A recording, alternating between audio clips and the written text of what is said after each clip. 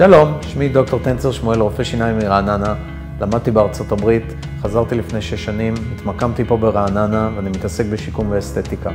המרפאה שאני עובד בה היא מרפאה פריודונטלית, מרפאה שמתעסקת בבעיות חניכיים ושתלים. ובעיות חניכיים, כפי שכולכם יודעים, מערבות שיניים שזזות לכל מיני כיוונים בלתי רצויים, ולכן טיפול אורתודונטי הוא טיפול שהוא מחויב המציאות במרפאה שכזאת. Aujourd'hui, l'orthodontie s'adresse aussi bien aux enfants qu'aux adultes. Nous soignons à peu près entre 30 à 40% d'adultes au sein de nos cliniques.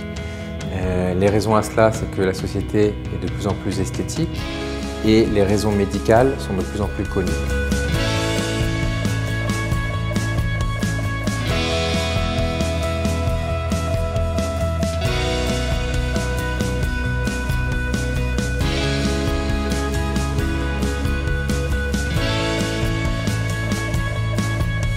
שיטה שמשתמש דוקטור קוריאל ליישר שיניים, שלהבדיל מאורתודנטים אחרים, ואין הרבה שעושים את זה, היא שיטה מה שנקרא אישור פנימי, לינגואלי, מצד הלשון.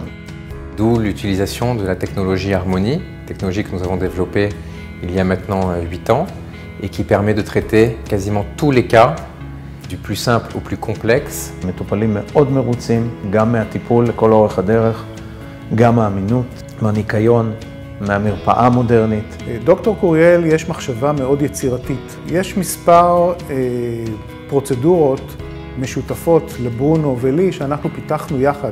מהרצון שלו להצליח ושכל מקרה הוא לא מוותר עד שהוא יוצא פרפקט, ולכן חשוב לעבוד עם אורתודנט שהוא מומחה והוא מוסמך והוא מקצועי ויש לו ניסיון. L'orthodontie est une spécialité à part, donc c'est 6 ans d'études dentaires plus 3 à 4 ans de spécialisation en orthodontie. אורתודונט הוא שיתוף פעולה ישיר על בסיס יומיומי. היא א' טלפונית או מכתבים, אימיילים, תמונות, מאוד חשוב גם בהתחלה לדעת לאן אנחנו רוצים להגיע, ותוך כדי וגם אחרי, כדי ששנינו נשדר על אותו קו ונגיע לתוצאה המקסימלית, האסתטית הנדרשת.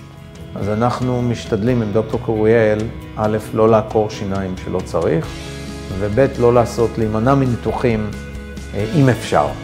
ואנחנו משתמשים בעצם בברגים קטנים שמאפשרים הזזה של השיניים בכוחות קטנים במשך זמן קצר ביותר. ובעיקר מהשורה התחתונה מהתוצאה, תוצאה אסתטית, יפה ומדהימה וכולם יכולים לחייך בכיף.